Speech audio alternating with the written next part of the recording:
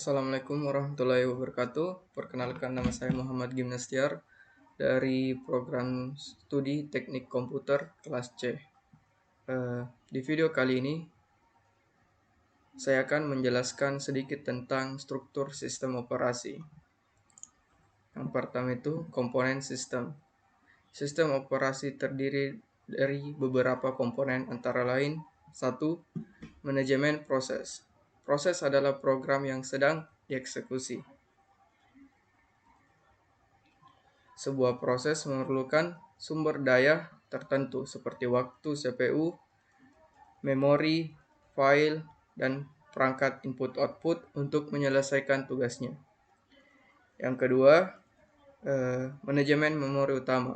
Manajemen memori utama adalah sebuah array besar berukuran word atau byte, di mana setiap array tersebut mempunyai alamat tertentu. Yang ketiga, manajemen file. File adalah kumpulan informasi yang saling berhubungan yang sudah didefinisikan oleh pembuatnya. Yang keempat, manajemen input-output. Sistem operasi ini bertanggung jawab pada aktivitas sistem input-output sebagai berikut. 1. Sistem buffer seshing. 2. Antarmuka device driver secara umum. Yang ketiga, driver untuk device hardware tertentu. Yang kelima, manajemen penyimpanan sekunder.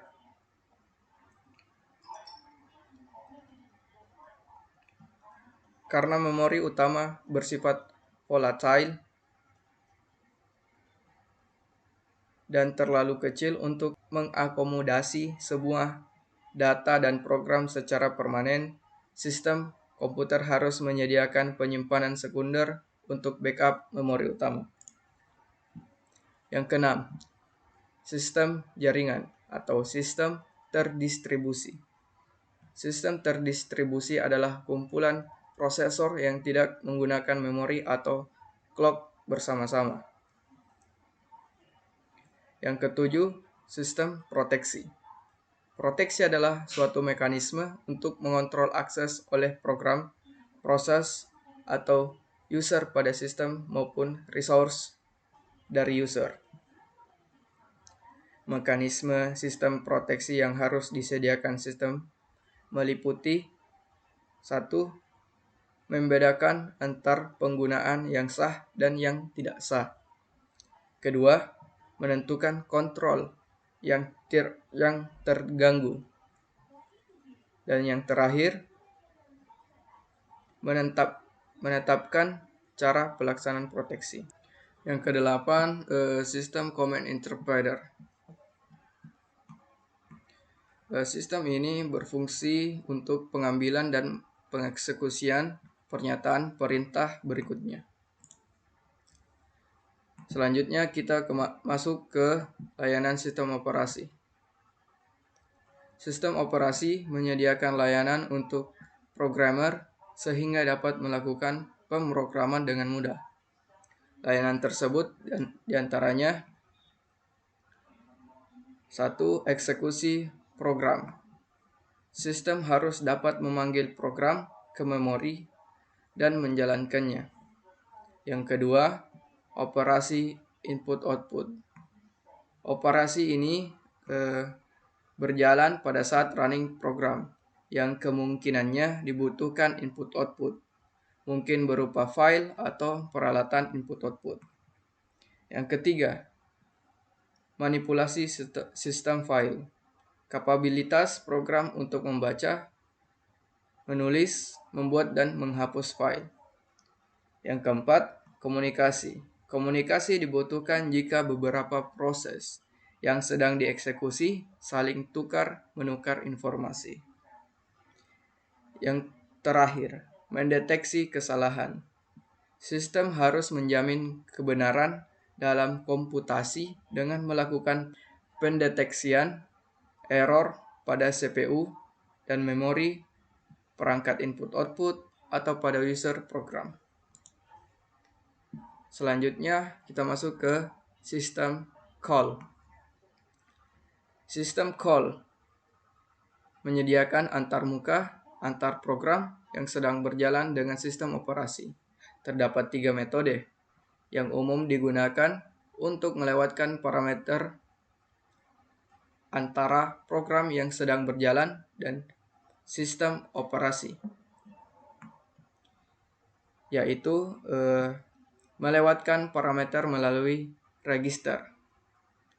Yang kedua, menyimpan parameter pada tabel yang disimpan di memori dan alamat tabel. Yang ketiga, push atau menyimpan parameter ke stack oleh program dan pop isi stack. Pada dasarnya, sistem call dapat dikelompokkan dalam 5 kategori. 1. Control process. Kedua, manipulasi file. 3. Manipulasi device. 4. Informasi lingkungan. 5. Komunikasi. Selanjutnya, sistem program. Kebanyakan user melihat sistem operasi yang didefinisikan oleh sistem program dan bukan sistem call sebenarnya.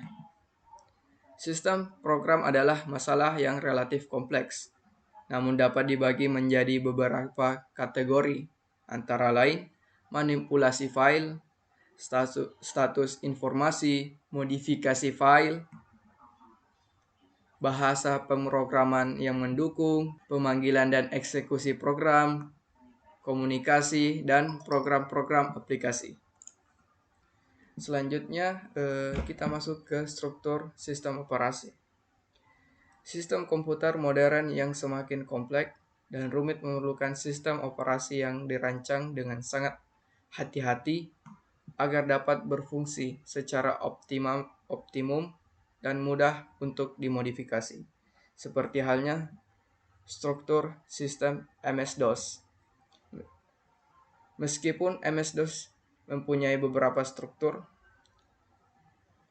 antarmuka, dan tingkatan fungsionalitas tidak terpisah secara baik dikarenakan memiliki Intel 8088 yang tidak menggunakan dual mode sehingga tidak ada proteksi hardware. Selanjutnya, sistem Unix. Sistem operasi Unix juga terbatas pada fungsi perangkat keras dan struktur yang terbatas. Unix hanya terdiri atas 2 bagian, yaitu kernel dan program sistem. Kernel ini berisi sistem file, penjadwalan CPU, manajemen memori, dan fungsi sistem operasi lainnya. Program sistem berfungsi untuk memanggil fungsi-fungsi dalam kompilasi dan manipulasi file. Pendekatan terlapis. Teknik pendekatan terlapis pada dasarnya dibuat dengan menggunakan pendekatan top-down. Semua fungsi ditentukan dan dibagi menjadi komponen-komponen. Selanjutnya kita masuk ke mesin virtual. Konsep dasar dari mesin virtual ini tidak jauh berbeda dari pendekatan terlapis. Hanya saja konsep ini memberikan sedikit tambahan berupa antarmuka yang menghubungkan perangkat keras dan kernel untuk tiap-tiap proses.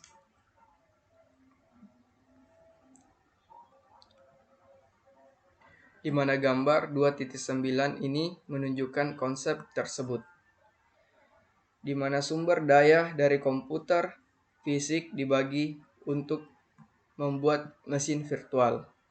Penjadwalan CPU dapat membuat penampilan bahwa user mempunyai prosesor sendiri. Spooling dan sistem file dapat menyediakan card reader virtual dan line printer virtual, seperti halnya Java. Java merupakan sistem yang menggunakan implementasi mesin virtual. Untuk mengkompilasi program Java, maka digunakan kode bit yang disebut platform natural bytecode yang dieksekusi oleh Java Virtual Machine. Selanjutnya, desain dan implementasi sistem operasi. Desain dan implementasi sistem operasi tidak dapat dipecahkan, tetapi beberapa pendekatan telah terbukti sukses. Struktur internal sistem operasi yang berbeda dapat sangat bervariasi. Mulailah dengan menentukan tujuan dan spesifikasi. Dipengaruhi oleh pilihan perangkat keras jenis sistem. Tujuan user dan tujuan sistem. Tujuan user. Sistem operasi harus nyaman digunakan, mudah dipelajari, dapat diandalkan, aman, dan cepat. Tujuan sistem. Sistem operasi harus mudah untuk dirancang, diimplementasikan, dan dipelihara, serta fleksibel, handal, bebas kesalahan, dan efisien. Prinsip penting untuk memisahkan kebijakan. Apa yang akan dilakukan? Mekanisme, bagaimana melakukannya. Mekanisme menentukan bagaimana melakukan sesuatu. Kebijakan memutuskan apa yang akan dilakukan. Pemisahan kebijakan dari mekanisme adalah prinsip yang sangat penting. Hal itu memungkinkan fleksibilitas maksimal jika keputusan kebijakan harus diubah nanti. Selanjutnya, operasi sistem generation. Sistem operasi dirancang untuk berjalan di salah satu dari suatu kelas mesin. Sistem harus dikonfigurasi untuk setiap situs komputer tertentu. Program Shishgen mendapatkan informasi mengenai konfigurasi khusus dari sistem perangkat keras. Booting memulai komputer dengan Milot kernel. Bootstrap program kode yang tersimpan dalam ROM yang mampu menentukan kernel, load ke memori, dan mulai eksekusi. Mungkin itu saja yang dapat saya jelaskan tentang struktur sistem operasi. Kurang dan lebihnya mohon dimaafkan. Assalamualaikum warahmatullahi wabarakatuh.